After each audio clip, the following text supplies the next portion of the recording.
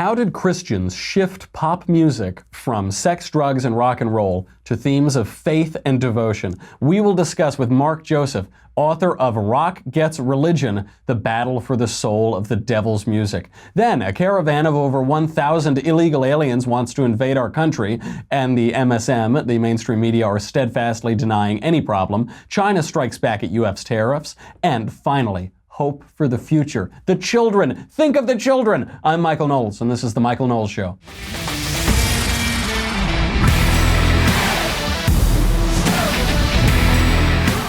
So much to get to today. So much to get. We've got to talk about Jesus behind the music. That we've got to talk about, the E! True Hollywood story. We've got to talk about this invasion that's happening. That, oh no, it's okay, no big deal. No one's paying any attention to it. There's a caravan of over 1,000 people on its way to the U.S.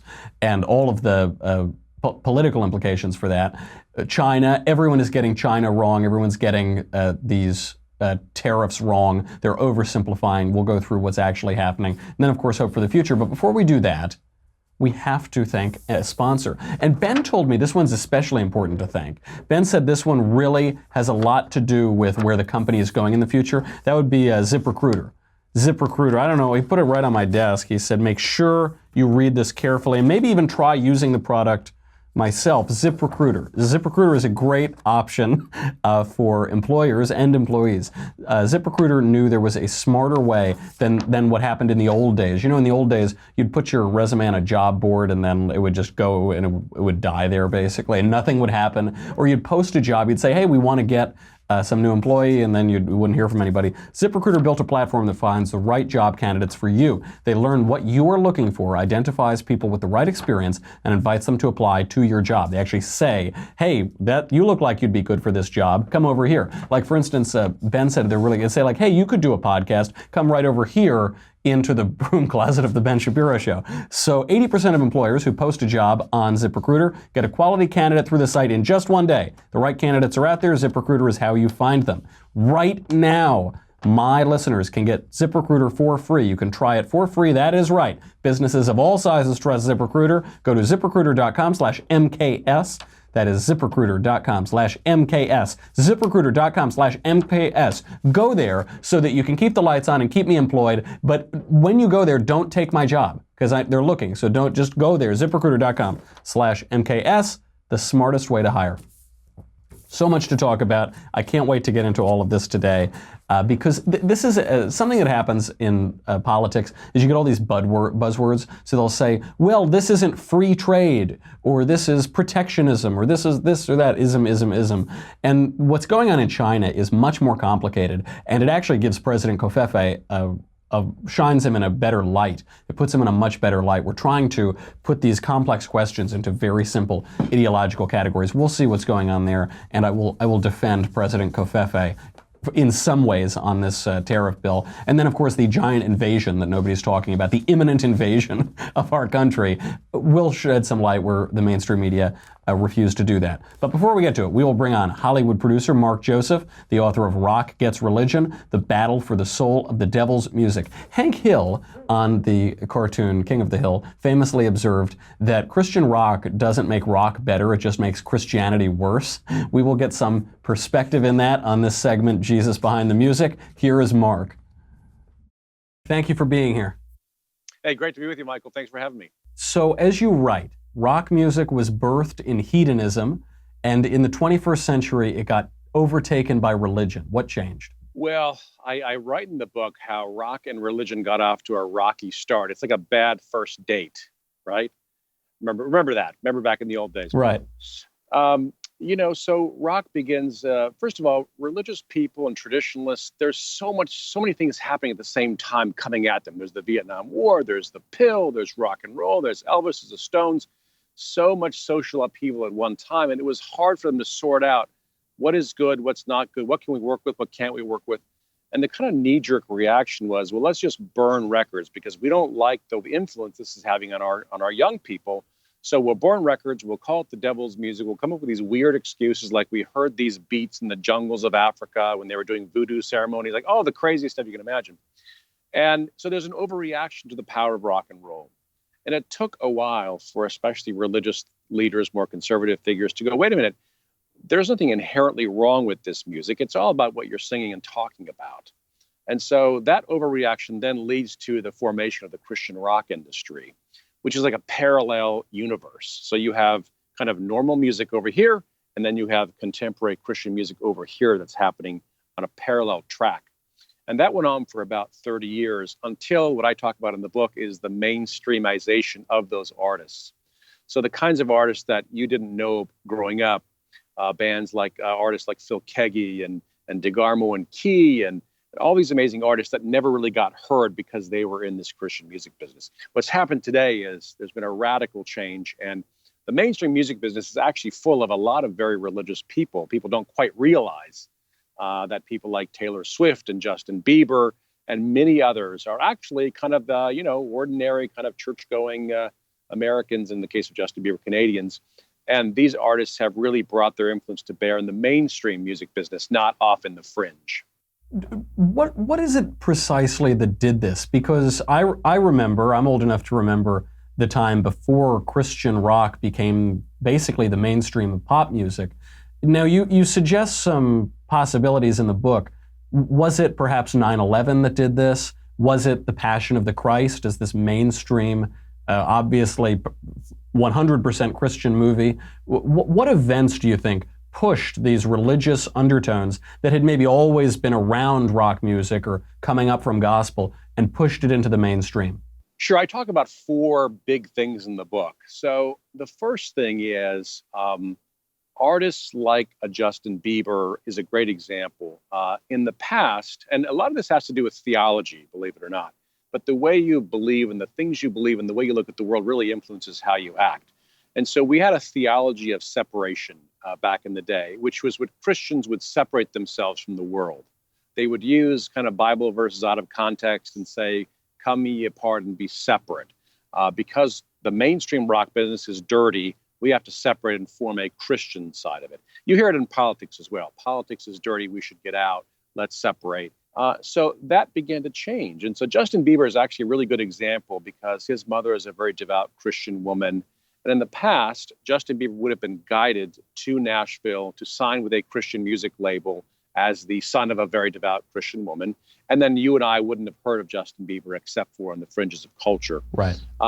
He goes mainstream. So that's happened with dozens and dozens and dozens of artists. The second one that's really significant is American Idol. American Idol plays a significant role in this process because in the 60s, 70s, 80s, and most of the 90s, basically our rock and pop stars are picked by 10 white guys in Hollywood. Now, you may think you're an Eagles fan and you discovered the Eagles in 1975, but you really didn't. You only discovered that because a guy a gatekeeper in Hollywood discovered them for you, and that's how you discovered them. So there were these gatekeepers. Clive Davis is one that I talk about in the book. And let's just say that Clive Davis's values were a little bit different than your values, probably, or than Ben's values. Right. And so certain people were getting chosen to be rock and pop stars because the gatekeepers approved of them.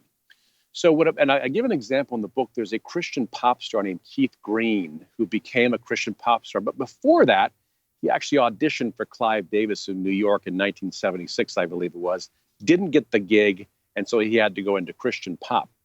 Well, American Idol breaks up the entire paradigm of the Clive Davis types picking our rock and pop stars.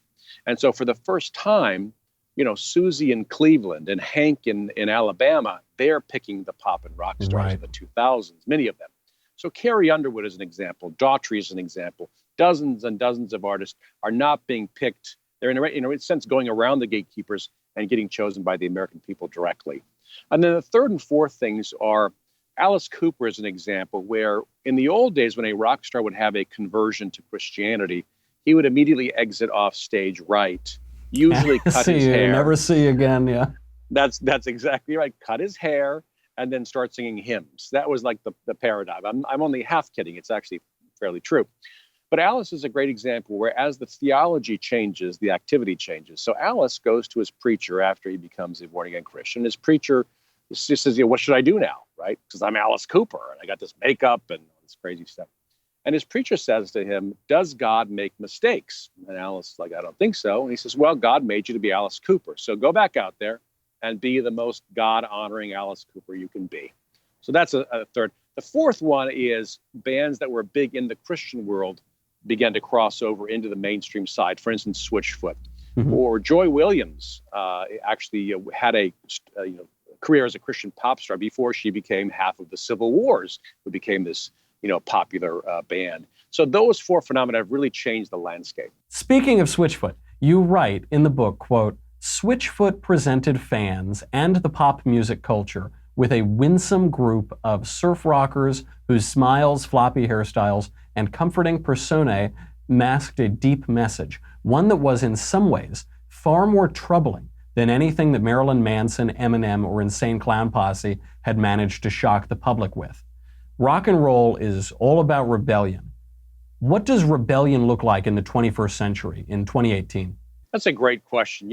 I went to a Switchfoot concert at the House of Blues one time, and I looked back up in the seats, and I saw three generations of fans. I saw grandparents, parents, and kids. And I thought this is really interesting because, again, rock and roll is birthed in, I'm going to do something that my parents don't want me to do. And yet, what does that look like today? I mean, that same thing happens with Kiss concerts. I've heard the same thing as well, that you have three generations of fans there. Rock and roll doesn't have to be this divisive thing. It can be a uniting thing. But also, just in terms of messaging, there has been something of a conservative backlash against the old ways of rock and roll. And, I credit part of this, by the way, to the old VH1 series Behind the Music. If you guys remember that from the old days. I think that's had it's hard to quantify, but it's had an effect. And the reason I say that is, young bands would grow up when they were teenagers. They would watch that show, and every show is like the same story over and over and over again, right? Rock star makes it big, makes a ton of money, snorts it up his nose, has 5 wives, and now he's homeless. Right. And I think young rock stars like, why do I want to do that? Like, I don't want to do that. I want to be different. I want to do something interesting and unusual and not fall into the same traps that happened to my forebears. I think that's had an impact. I think it has kind of led to even if you're not religious, there's definitely kind of a clean rock segment of rock music where I never forget going to a Megadeth concert and I went backstage and it was like an alcohol-free zone. And I'm thinking like, wait a minute, this is a Megadeth concert. Where am I? What happened here?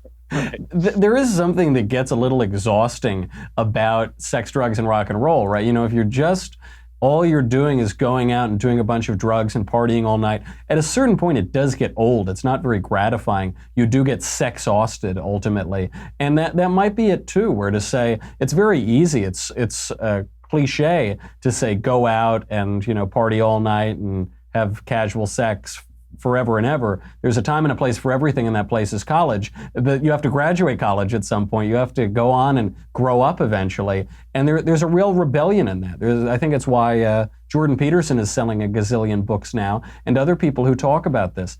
People say, maybe I should clean my room. Maybe I should get my life in order. Maybe there's something rebellious about that. Well, when the culture is now baby boomers, to be countercultural is, in a sense, going against that ethic. And there was a funny moment I talk about in the book when Justin Bieber speaks out against abortion. And I just thought it was so odd that I'm watching The View one day, and the old ladies in The View are scolding Justin Bieber for being pro-life. It's like, something is wrong with this picture, right? They're saying, well, he doesn't understand because he's too young. It's like, when you have a 60-year-old, whatever her age is, Joy Behar, like scolding whoever was in The View that week, I can't remember who it was. But it was definitely things are upside down. And there's an old adage that says to rebel in season is not to rebel. And so when everybody is of a certain mindset, it's no longer that cool. And so you are having a kind of a countercultural moment in a lot of cases. That is such a funny moment where they say, you don't understand, Bieber. You're not rebellious like all of us 60-year-old women. You say, you keep using that word. I think it doesn't mean what you think it means. Well, as the son of a unwed teen mom, I think Justin Bieber may have an opinion on that topic, shall we say. His life could have gone in a very different direction had his mother made a different choice. That's right. And there has been a shift within even certain musicians themselves, within broadly over these musicians. You would see Janet Jackson, as you write. She used to sing about chastity. She sang, "Let's Wait a While." 7 years later, she's singing, "That's the Way Love Goes." Miley Cyrus is this cute little kid, and then she has this shift and she's doing heinous and not even terribly scintillating things on stage during the VMAs. Is this a cultural shift, or is this just the way the music industry works? Well, there is a process. I give the Janet Jackson story in the book, and it's a great example. And thank you for reading the book, by the way. What a shock. An interviewer has read the book. They never do it. The only interviewers only ever read my book because it's a quick read. But I really enjoyed the book. I recommend it to anyone listening and watching. No, thank you. Yeah, there's a certain pressure the music business puts on you. And Janet's a great example. I've interviewed her once years ago.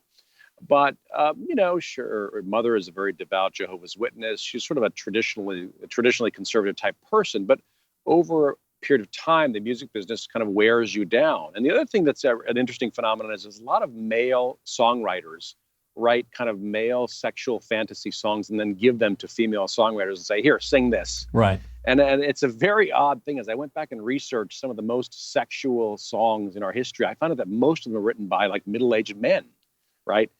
And there just weren't. I remember thinking about even an old song. You may remember there was a song, the Divinals. I Touch Myself. I thought to myself, I looked that up, and those are guys that wrote that song. Of course, like, that's a guy Shocker. What he's hoping, right? What he's hoping a young girl's going to say. But it really is astonishing, and so there is that pressure that comes to bear from the machine on these young artists to be hypersexualized and to write about topics like that, or to sing about topics like that, where that really is probably not naturally in many of their hearts. On the question of the product itself, of the pop music itself, and the conservative view on this, the traditionalist knock, was probably best summed up by Hank Hill, the cartoon character, who said, "Christian rock doesn't make rock music better, it makes Christianity worse." And you talk about Kanye West in the book, and some Kanye songs are both good songs and they're quite Christian. Jesus Walks, God Show Me the Way because the devil's trying to break me down. Others are not good songs, and they're very self-aggrandizing, and they're vicious, and they're just awful. Is there value to a Christian pop culture if the culture itself is degraded, if the music itself isn't very good? Does this mean you're not going to be buying Snoop Dogg's gospel album? I was waiting to be on it. I was hoping he would ask me to perform, but c'est la vie. Tough business. Right. Well, seriously, on a serious note, I think what happened in the old days, like when we were kids, your friends would say, well, Christian rock sucks, whatever. What I discovered, what it really wasn't the artists, it was the pressures that would come to bear on an artist in the Christian music industry that would make the music kind of boring and derivative and in a certain way. And the reason I know this for a fact is like an artist like Joy Williams. So when she did 3 Christian pop albums, it was Christian pop. She kind of breaks free of the constraints of that industry and then becomes the Civil Wars. And now suddenly every NPR-loving, Volvo-driving person on the East Coast loves her and adores her. Right. It's the same person, but she was now more free to express herself artistically. She had a better budget. So I don't think the artists themselves or the music was that way, but sometimes the pressure of that industry caused it to be less than great music. But in terms of like the hip hop community and the gospel community, there's always been a tension between those two worlds. And there's always been a temptation on the part of especially African-American artists to make one-off gospel albums, right? So you've got Snoop Dogg doing, kind of R-rated or X-rated stuff. And then I'm going to do my gospel album now, which is always a little bit weird. Right. But, I don't want to judge anybody's gospel album, but I think what we're moving more toward is a cohesive view and a cohesive person who doesn't do one-offs. Alice Cooper's a great example. So he's still Alice Cooper, but his lyrics are different now. And so you don't have the Alice Cooper does gospel and then does Alice Cooper. He's one and the same, but he's incorporating his beliefs into his stage persona and into his music. That's right. He has a great line. Alice Cooper writes the introduction to the book, and he has this great line. He says, what the rocker is really doing is giving a gigantic yell for help. And it's a good line for conservatives who say, oh, I don't want to listen to this. You know, the Alan Bloom idea of like it's all bad and making the kids immoral. There is this other side of it, which is perhaps this is a kind of cry for meaning and a cry for God that we all do, and the most black nail polish death metal guys are maybe doing it more than anybody else. My last question, then I'll let you go, is on the future. You've been around here a long time. You've written about this. You've participated in these industries. You know a lot of the players. Where is Hollywood headed? We're in the Me Too era. We're seeing a rise of Christian music and religious movies. What do the next 10 years of the entertainment industry look like? Well, I was thinking about this the other day, and I went back and rewatched a lot of I Love Lucy. And I thought to myself, now, how is it that, first of all, her maiden name is Lucille McGillicuddy. Call me crazy, but she's Irish. He's Cuban, right? So you have an Irish girl and a Cuban guy that get together. Call me crazy, but they're probably Catholic. Now, when did you ever see a Catholic moment of any kind in that entire TV series? Did they ever go to Mass? Was there ever a priest? No, they just slept in separate beds. That was the only moment. You know what? I have to amend that is correct. That's a Catholic moment. But the point is, there's no religious moment that I could see in that entire series of two Catholic people who've got together and fell in love and got married. And I think what it is we had this obsession in a great part of the last 50 years with de-religiousizing our pop culture. And I don't know what the reasons were exactly. Maybe it was an advertiser saying, hey, don't show them with a priest. We don't want to take sides in religion. But the point is we've bent over backwards to create this fake secular culture that doesn't even exist in our real lives. Our neighbors go to church once a week. Your neighbor goes to Bible study, whatever it might be, to temple. And so for some reason, we felt the need to create a fake artificial culture in our media that's not reflective of our lives. We always talk about, we got to keep it real. Well, we haven't been keeping it real. And so I think those walls are breaking down, and more artists, consumers are saying, why can't that character go to church on that show? Why can't there be a song that talks about faith? So I think if you're a person who wants your entertainment separated from faith and spiritual expressions, I think the last 10 years and the next 10 years will be the ultimate nightmare for you, because there's no stopping it now. The boundaries have been broken down, and people are refusing to abide by those old rules where you have to separate your art from your life. And, I believe in God, and I think that the most interesting pieces are the ones that, explore what it means to be human and life after death and life and meaning and all those things. When we can't do that, then it kind of limits and makes art less interesting. So for me, I think I'm one of 90% that believe in God. I think it's fine that we have our entertainment with a side, with a strong helping of God in the mix, and faith and religion. And if it becomes divisive, that's another issue that could happen.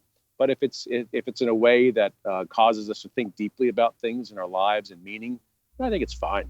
And that's such a good point. It's that secular, that unreligious, that world where there's no faith discussion whatsoever, that's just made up. That's totally fictitious. And what are we afraid of? Why are we so afraid to have our art reflect real life? To quote some rock music, we're not going to take it. We're not going to take it. We're not going to take it anymore. Mark, thank you so much for being here. The book is really good. I recommend it to everybody. Rock Gets Religion. Excellent. Really good to have you here, Mark Joseph. Thanks so much. We'll have to have you back again. Thanks for having me. How cool is that guy? That he almost I'm not a big fan of Christian rock, but he did make a compelling argument that part of the reason that the Christian rock was so terrible is because it was this ghettoized industry. And now that we've taken over the mainstream, there's something really beautiful about that. I've been saying this all along, that when the gatekeepers go away, a much better culture emerges than the one that gatekeepers in Hollywood and New York have foisted on us for so many decades. We have to talk about the news. We have a lot more to talk about, how everyone is oversimplifying the China situation, the invasion on our southern border, as well as a moment of hope. We have to turn, of course, to the leader of the future, our dear leader, David Hogg. We will look at that as well. But if you are not on dailywire.com. You just can't do it. I'm sorry. You need to go there right now. It is only $10 a month or $100 for an annual membership. If you already subscribe, thank you very much. You help us keep the lights on. What do you get? You get me, you get the Andrew Klavan Show, you get the Ben Shapiro Show, you get to ask questions in the mailbag coming up with Mr. Andrew Klavan himself. It's going to be very good. The Supreme Lord of the Multiverse. You can get all your mailbag questions in for tomorrow. Make sure you get them in ASAP. But again, none of that matters whatsoever. You get this, you get the Leftist Tears tumbler. I use mine every day. I was without it for that week that I was in New York. I barely made it back. I barely made it back alive. I was going to have to swim back. I felt like I was in late stage Titanic without my Leftist Tears tumbler. Don't put yourself in such danger. Don't allow your family to be in such risk and danger. Go to dailywire.com. We'll be right back.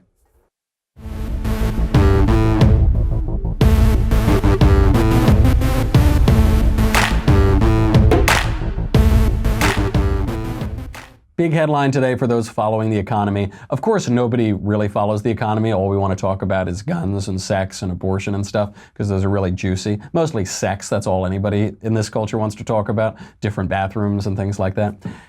But the big headline is that China's striking back with tariffs against the U.S. This is the great trade war that we've heard about. Trump, how could you be so stupid? No, why? The global trade is about to implode. That isn't the case. And there are a lot of people who are saying, we're going back to old economics and all tariffs are terrible and we only need freer trade, and even if the other guy doesn't have free trade, we're going to have free trade.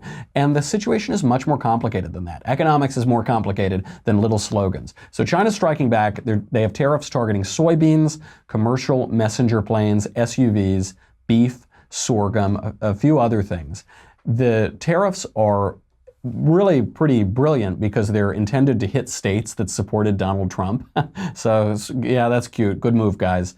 They want to hit us, and they basically want us to lay off of their steel and aluminum tariffs. But of course, the steel and aluminum tariff, which is basically targeted just at China, is a legitimate response to their violations of World Trade Organization treaties. China is not playing by the rules. They've been violating the rules for a very long time and in a lot of ways. So it's a perfectly reasonable response. You can't say that what we currently have is free trade. They're cheating, and we're schmucks, basically. We're the ones who have to deal with that.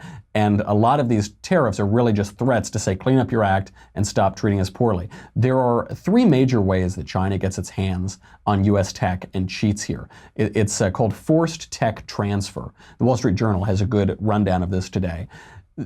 It's not just that they're illegally subsidizing their steel industry and their aluminum industry, though that's not good, and that is in violation of global trade treaties. They also steal our technology. And this isn't just a slogan or something. They do it in very specific ways. American companies that do business in China have to share technology and data in return for getting market access. That's not free trade. We have to give them our technology, which is very expensive to build. We have to give them data, which includes a lot of information that I think nobody in the United States wants to go over to China. We have to just hand that over to them in order to have access to the market. This costs the U.S. an estimated $30 billion each year. Another way that they do this is joint ventures. So again, if you want access to the market, you need to partner with a Chinese company, and you have to produce things in China. A good example of this is car companies. If car companies want to sell in China and they don't want to have massive tariffs, they have to produce the cars in China, and they have to partner with a Chinese company. And why is that? Is it just to employ a few people at a company? No, it's because it gives the Chinese that technology. So the difference between private industry and the government in China is slim, if existent at all. So when we partner with these companies, we're just giving them our technology. And you might say, okay, well, what's the big deal? With emerging technologies that are very expensive to create, that gives them an insane advantage. Just think about Tesla. How long did it take to develop the technology for Tesla? How much money did it cost? And then we say, okay, we want to sell Tesla in China. They say, that's fine, give us everything. You give us everything, then you can sell in China. That's unacceptable. And people on both sides of the aisle have been warning us about this for decades. President Trump is doing something to combat it. Another way is bureaucracy, licensing, red tape. So China forces, just to use one example, US apps, cell phone apps. If you want access to China, you have to store the data in China, which means you have to give the Chinese government access to this data. Now, people are losing their minds over this minor Facebook issue.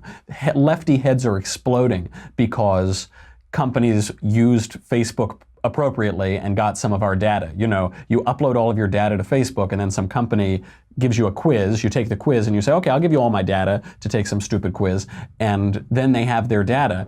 They lose their minds over this, but China's demanding this from US companies and we say nothing. Why? Because the left wants to attack Donald Trump. Also, you have to do research and development on Chinese soil. What's the purpose of that? Stealing technology. This is not some conspiracy. This is not some secret plan of the Chinese government. They're openly doing this. They're doing this through their laws. This is out in the open, and we should do something about it. This is not to say that we shouldn't be free traders. Of course we're free traders. Free trade is a wonderful thing. It's lifted a lot of people out of poverty. A lot of people out of poverty in China, by the way. And it gives us cheap consumer goods, and it's a really nice thing. But people have to play by the rules, and we shouldn't allow ourselves to be cheated, and we shouldn't just use silly slogans and different isms to attack this when the issue is very complicated. It's been going on for a long time, and finally someone has the cofefones to do something about it. That's not such a bad thing. Moving on to the invasion of our country. There's a group called Pueblos Sin Fronteras, People Without Borders, and they're leading a 1,000-person strong invasion of the U.S. Now, I'll mention, it's called Pueblos Sin Fronteras. That is in a language that isn't the language of the United States. So I'm not sure that this group really wants to assimilate. So I am no Nostradamus, I'm no predictor of the future, but I think if you come in shouting in Spanish, you might not want to assimilate to American culture. This has been led all the way up from Central America. President Trump has threatened Mexico to stop it before the caravan makes it to the border. He's putting a lot on the table here. He's saying, if you don't stop this thing, we're going to renegotiate NAFTA and end a lot of your economic advantage. And he's saying we might end aid to Honduras if they don't deal with this. A lot of the caravan is coming out of Honduras. The group, Pueblos Sin Fronteras, responded to these threats. They said, in the face of this bullying and these threats of mass violence, we continue to stand in solidarity with displaced people of all races, ethnicities and creeds, abilities and gender and sexual identities. Doo, doo, doo, doo. There's the little tiny violin. I don't know how they got sexual identities in there. There's a very simple case of people wanting to leave their country, which isn't terribly nice, and come to our country, which is very nice. The trouble is they don't want to respect our laws. So that's it. That's the end of the story. Illegal immigration is illegal. That's not complicated at all. This group obviously is a radical group, and they're trying to eliminate borders. The group plans to turn themselves over at the border and apply for asylum. Now, you would think that would be easy, right? They go, they say, hey, police, we're here, we've invaded your country. You'd think we'd send them back, right? No, we can't send them back. There's a huge process, and usually they just stay there.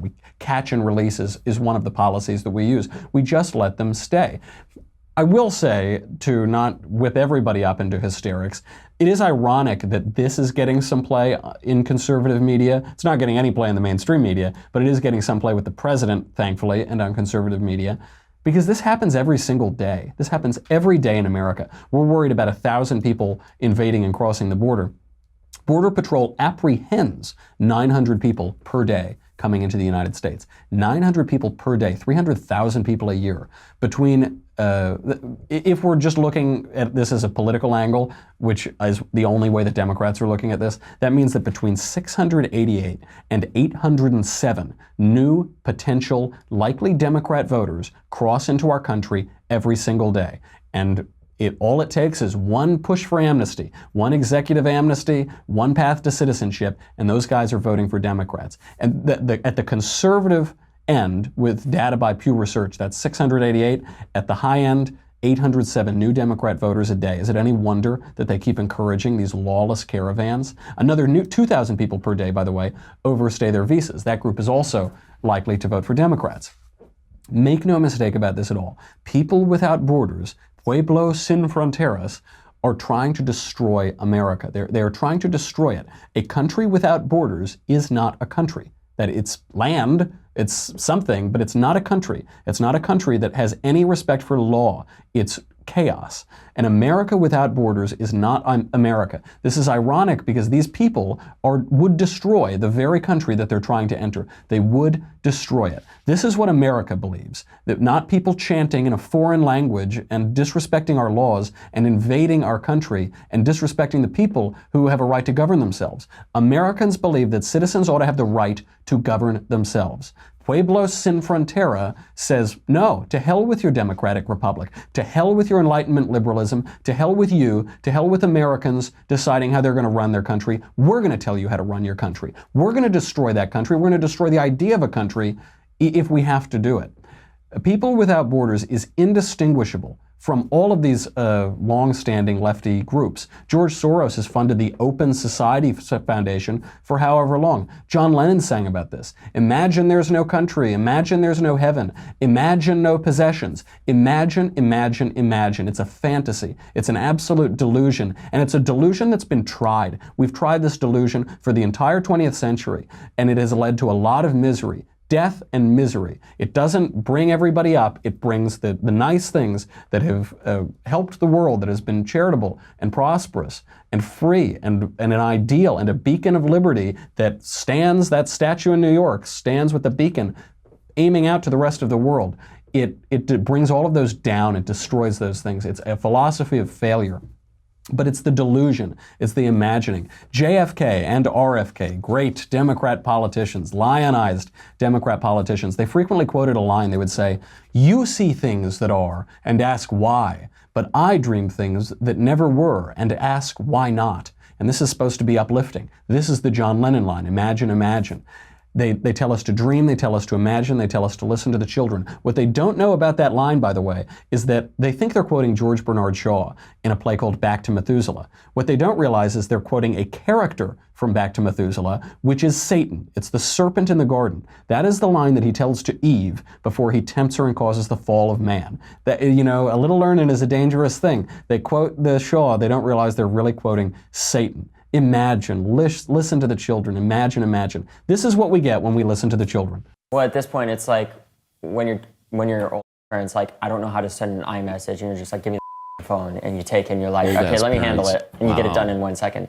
Sadly, that's what we have to do with our government because our parents don't know how to use democracy, so we have to. Coming up, a dangerous new millennial craze that has consumer products giant Procter & Gamble scrambling. Viral videos of an internet challenge daring teenagers to eat Tide laundry pods for fun. We've got the details. The winter is over.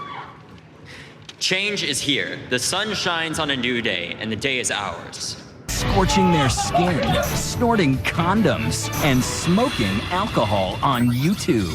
Now you can actually get global attention by being an idiot. If you listen real close, you can hear the people in power shaking. You're damn right I'm shaking. That's terrifying. I don't want people who just scream and yell about nothing ignorantly and then snort condoms and chomp down on Tide Pods. They shouldn't run this country. Do not listen to the children. Do not listen to them. They are not the future. Stop imagining. Stop deluding yourselves and imagining this awful world that it doesn't turn out well. All right, that's our show. Come back tomorrow. Get your mailbag questions in. We have got a wonderful mailbag tomorrow and some other stuff, but I don't want to ruin the surprise. Come back tomorrow. I'm Michael Knowles. This is The Michael Knowles Show. I'll see you then.